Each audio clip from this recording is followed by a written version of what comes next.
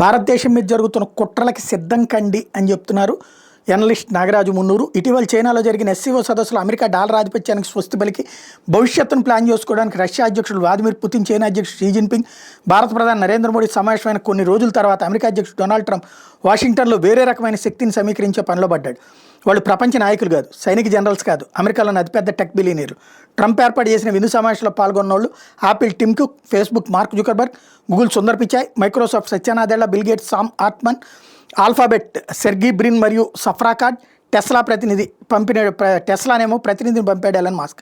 Trump సాధారణ పరిస్థితులకు సంబంధించి సాధారణ పలకరింపులు ప్రశంసల తర్వాత ఆయన సరళమైన కానీ శక్తివంతమైన ప్రశ్న అడిగాడు.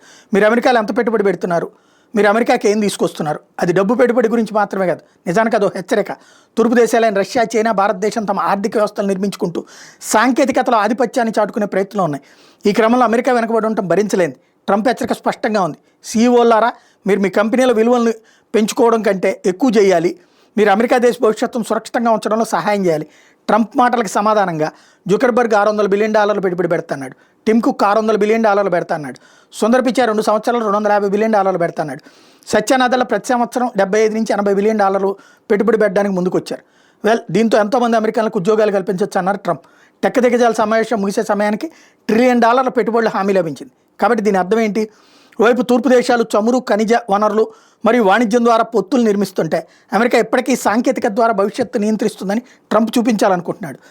సిలికాన్ వ్యాలీ అమెరికా యొక్క నిజమైన ఆయుధం. కారణాలు ఏవైనా ట్రంప్ భారత్ మీద విపరీతమైన అక్కసు పెంచుకున్నాడు అనేది స్పష్టం.